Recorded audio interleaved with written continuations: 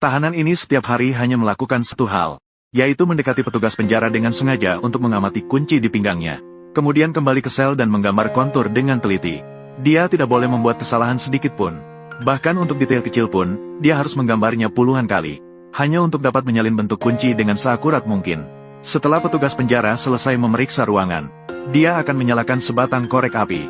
Kemudian mengamati lubang kunci pintu sel dengan teliti. Selanjutnya, dia kemudian gunakan tongkat kayu untuk terus-menerus mengaduk. Dengan cara ini, kontur bagian dalam lubang kunci akan tertransfer ke atas. Terakhir, dia membandingkan dengan kunci. Meskipun sudah ada gambar, namun, itu masih jauh dari cukup untuk melarikan diri. Dia juga harus benar-benar membuatnya. Mendapatkan bahan menjadi sebuah masalah. Namun, pria dengan IQ 180 itu segera menemukan cara, yaitu dengan membuat kunci dari kayu. Mendapatkan logam di penjara sangat sulit. Tapi kayu sangat melimpah. Teman-temannya pun tertawa mengejeknya, karena kunci yang terbuat dari kayu akan mudah patah.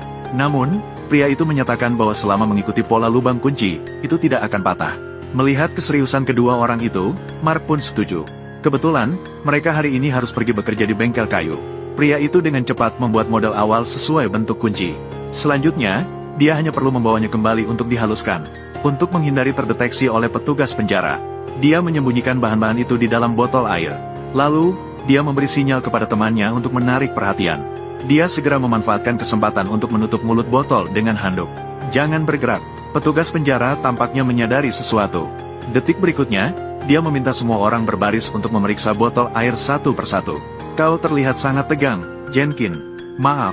Selanjutnya, dia hanya perlu menghaluskan kontur kunci dengan pahat. Setelah itu, dia akan merakitnya dengan lem. Sebuah kunci kayu pun selesai dibuat. Selanjutnya adalah melakukan percobaan. Dengan penuh harapan, dia memasukkan kunci ke dalam lubang kunci. Ketika mendengar suara klik yang tajam dari dalam, pria itu tahu bahwa dia berhasil. Detik berikutnya, dia membuka pintu sel dan menghirup udara kebebasan. Namun, untuk bisa melarikan diri, ini masih jauh dari cukup. Dia harus membuat semua kunci di sini, akan mengingatnya dengan baik. Kunci seperti itu, dia perlu membuat 10 buah agar bisa membuka pintu sel. Kunci yang bisa membuka pintu sel yang kosong. Dan setiap kali dia membuat kunci, dia harus melakukan percobaan. Untuk memastikan rencana pelarian penjara tidak gagal. Di bawah perlindungan rekannya, dan sebuah obeng kepadanya. Pria itu mengambilnya dan segera mulai menggergaji lubang kunci dengan gila. Saat itu, polisi gemuk itu datang. Dia segera berpura-pura tidak ada yang terjadi dan mulai membersihkan. Untungnya, karena dia kelelahan menaiki tangga, dia tidak masuk ke sini. Sebaliknya, dia berbalik dan kembali untuk istirahat. Memanfaatkan waktu ini, dia segera memukul kembali pengunci. Setelah melakukan semua ini, dia merasa beruntung telah melewati krisis. Namun, saat petugas penjara lainnya datang untuk menutup pintu, dia menemukan bahwa pintu itu tidak bisa ditutup. Jelas sekali ada yang telah menggerakkannya. Namun, dia melihat sekeliling dan tidak menemukan sesuatu yang aneh. Dia mengira bahwa polisi gemuk itu tidak menutupnya dengan baik. Untuk meningkatkan peluang keberhasilan pelarian, ketiga orang itu juga sesekali berlatih berlari. Kini, meskipun kunci sudah dibuat, tetapi bagaimana cara membuka pintu dari dalam sel? Mark punya ide, yaitu mengikat kunci pada seutas tali, kemudian menariknya dari sisi lainnya, perlahan-lahan mengarahkan ke lubang kunci. Namun jelas metode ini tidak berhasil, karena kunci sama sekali tidak bisa diputar. Charlie mengusulkan untuk mengganti tali dengan kayu, tapi benda sepanjang itu tidak bisa disembunyikan. Ketiga orang itu berdiskusi lama namun tidak menemukan cara yang bisa dilakukan. Pada hari itu, pria itu sedang bekerja di bengkel. Secara tidak sengaja melihat roda yang diputar oleh tahanan tua. Seketika dia mendapatkan ide. Dia membuat sebuah roda dari kayu, kemudian mengikat kunci di atasnya. Selanjutnya, dia hanya perlu mengeluarkannya dari jendela dan mengarahkan ke lubang kunci. Namun setelah memutar cukup lama, dia menyadari kuncinya tidak cocok. Dia hanya bisa mengambilnya kembali dan mengubahnya dengan pahat. Akhirnya setelah beberapa kali usaha yang melelahkan, pria itu berhasil membuka pintu sel dari dalam. Dia sangat senang. Namun saat itu, petugas penjara yang bertugas patroli datang. Jika ini ditemukan, hanya ada jalan mati. Dia baru saja ingin menarik kunci itu. Namun, dia secara tidak sengaja menjatuhkannya ke tanah. Sekarang bagaimana? Suara langkah petugas penjara semakin mendekat. Pria itu tiba-tiba teringat bahwa dia masih memiliki sepotong permen karet. Dia segera memasukkannya ke mulut dan mengunyahnya dengan cepat. Lalu dia menempelkannya ke tongkat kayu. Dia ingin memanfaatkan daya rekat permen karet untuk mengambil kunci itu kembali. Akhirnya, dia berhasil menempelkannya. Namun, saat dia menariknya kembali, karena terlalu terburu-buru, kunci itu jatuh ke tanah. Dia harus mencoba lagi. Namun, karena panjang tongkatnya yang pendek, Pria itu benar-benar kesulitan untuk mengoperasikannya. Dia mencoba beberapa kali berturut-turut. Entah kuncinya jatuh dan percobaannya yang terus-menerus. Dia berhasil mengambil kunci itu. Saat menariknya kembali, dia tidak berani melakukan kesalahan sedikitpun. Semua gerakan harus dilakukan dengan hati-hati. Setelah berhasil mendapatkan kunci, dia segera berbaring kembali di tempat tidur. Dia terus-menerus terengah-engah. Dia tidak bisa menenangkan perasaannya yang tegang untuk waktu yang lama. Keesokan harinya, dia memberitahukan kabar baik ini kepada rekannya. Keduanya merasa senang setelah mendengar itu. Mereka memutuskan untuk melakukan survei hari ini. Untuk mengenal rute pelarian, tahanan tua itu juga setuju untuk membantu mereka. Meskipun dia tidak percaya ketiga orang itu bisa melarikan diri. Dia melakukan ini hanya untuk melindungi tahanan lainnya. Karena jika mereka gagal, semua orang akan menderita. Pada malam hari, pria itu pertama-tama membuat boneka umpan dan meletakkannya di tempat tidur. Saat petugas penjara memutar musik harian, dia kemudian diam-diam membuka pintu sel. Saat itu, Mark juga keluar. Kemudian dia segera membuka pintu berikutnya dengan kunci buatan sendiri. Agar tidak mengeluarkan suara, mereka memilih untuk bergerak tanpa alas kaki. Tidak lama kemudian, keduanya tiba di lantai bawah. Di sini ada sebuah pintu besi. Pria itu segera mengeluarkan kunci dan mencoba. Namun, dia menemukan bahwa itu bukan kunci yang tepat yang mengalir. Setelah beberapa percobaan, dia akhirnya menemukan kunci yang benar. Namun, ketika kedua orang itu bersiap untuk membuka pintu, mereka mendengar langkah petugas penjara. Dia segera mengunci pintu kembali. Lalu dia bersembunyi di ruang penyimpanan di bawah lorong. Namun, gemuk itu sudah sampai di depan pintu. Namun, saat itu dia tidak bisa bertahan lagi dan melepaskannya. Untungnya, Mark segera menemukan seutas kawat, yang membuat pintu kayu itu bisa ditarik kembali. Mereka tidak berani mengeluarkan suara sedikit pun, takut jika lawan mendengar. Setelah polisi gemuk naik ke atas, kedua orang itu segera memanfaatkan kesempatan untuk keluar. Eksperimen mereka belum selesai. Agar tidak ada kesalahan saat benar-benar melarikan diri. Petualangan seperti ini sangat diperlukan. Setiap kali membuka pintu, mereka akan memberi tanda pada kunci yang sesuai. Saat itu, lawan sedang memeriksa ruangan, dan karena cahaya terlalu redup, dia tidak menyadari bahwa yang terbaring di tempat tidur adalah boneka. Setelah eksperimen selesai, pria itu segera mengunci pintu, lalu bersembunyi di dalam ruang penyimpanan. Kebetulan saat itu, polisi gemuk sudah memeriksa semua ruangan dan turun. Namun saat berjalan, dia memperhatikan ada beberapa tetes keringat di lantai. Dia berpikir sepertinya dia juga tidak berkeringat. Lalu, ini sebenarnya milik siapa? Dua orang di ruang penyimpanan tidak bisa berhenti bergetar. Jika ini ditemukan, maka akan berakhir. Untungnya, lawan melihat ke langit-langit dan mengira ada kebocoran di atas. Dia dengan santai menghapusnya dan kemudian pergi. Mereka baru saja menghela napas lega. Setelah diam-diam menutup pintu kayu, dia kembali ke sel. Untuk mencegah pemeriksaan mendadak oleh petugas penjara, pria itu membongkar kunci dan meletakkannya di dalam gelas sikat gigi. Karena dia tidur sangat larut kemarin. Sampai setengah jam setelah alarm bangun berbunyi, dia masih belum terbangun. Petugas penjara kemudian berlari untuk memeriksa. Dia baru menyadari bahwa dia dalam masalah. 20 tahun pengalaman kerja mengajarkan saya. Kamu terlambat bangun karena kamu lelah. Dan kamu lelah karena kamu tidak tidur semalam. Kenapa tidak tidur? Menghadapi pertanyaan dari kapten, dia tidak bisa menemukan alasan untuk menjawab. Pria itu hanya bisa terus-menerus meminta maaf. Lawan bicara merasa dia pasti ada masalah. Maka mereka mulai melakukan penggeledahan. Ternyata semua orang terlambat bangun. Tak lama kemudian, pria itu dipanggil masuk. Kapten melarangnya untuk melihat buku-buku membosankan itu lagi. Kemudian dia dengan marah melempar pasta gigi di atas meja. Mark sangat tegang.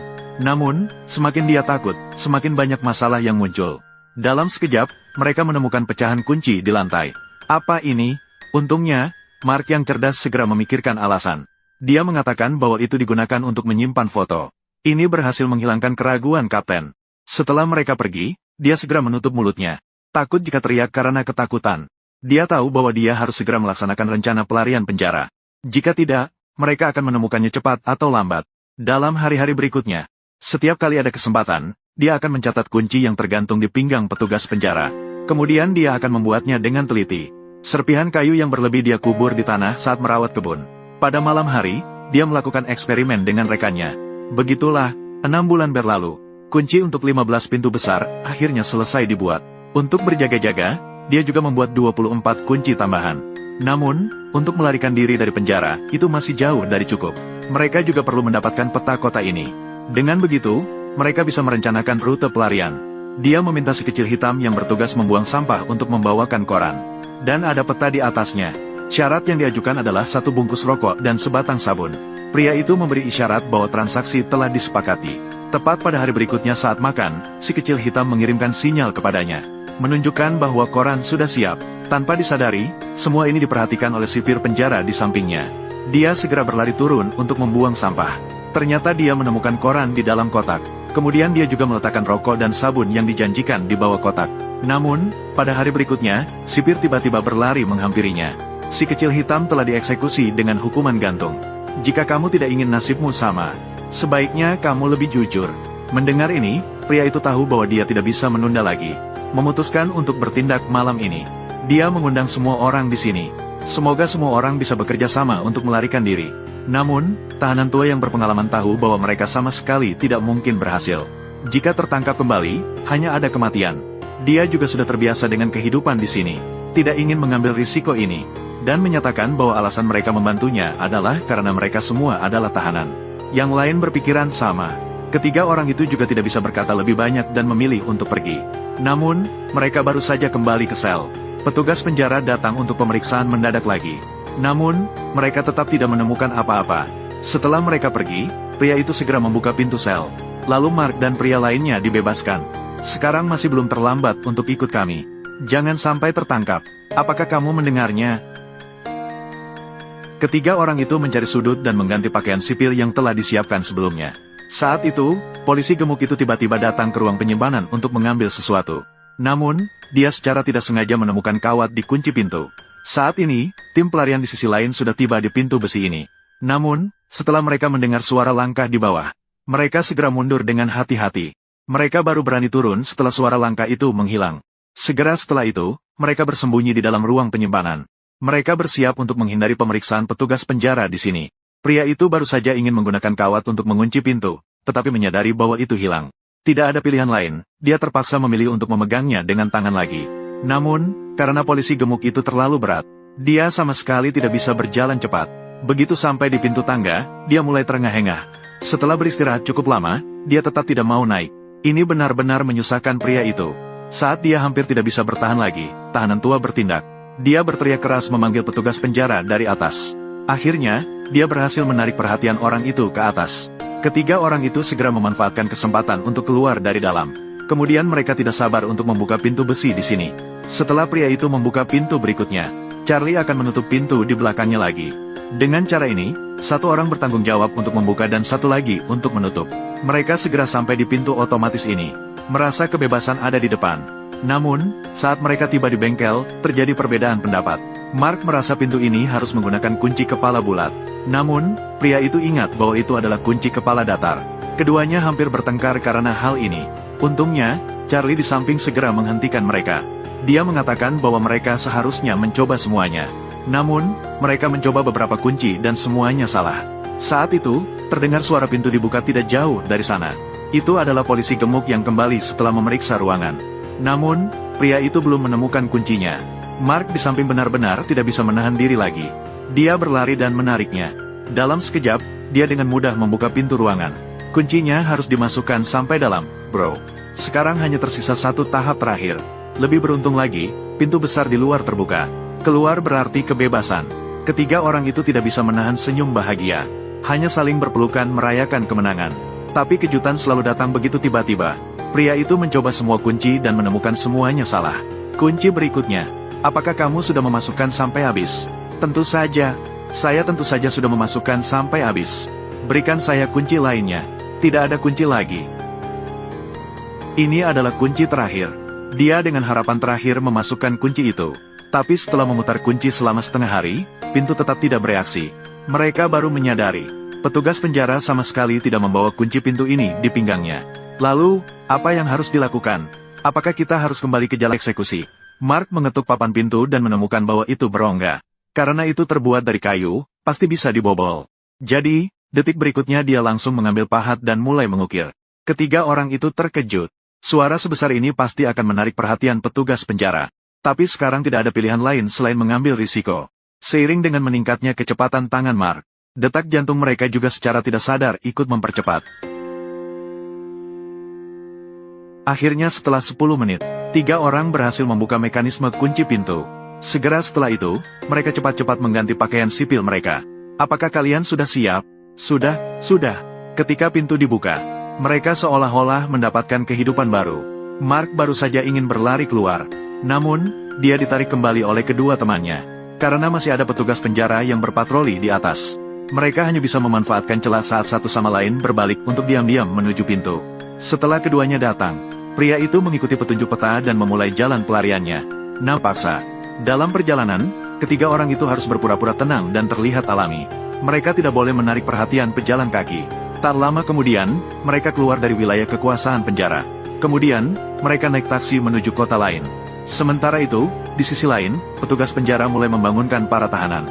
Namun, setelah dia membuka semua pintu sel, dia menemukan bahwa pria di sini belum bergerak. Dia menahan kegembiraan mereka. Mereka langsung berteriak dengan keras.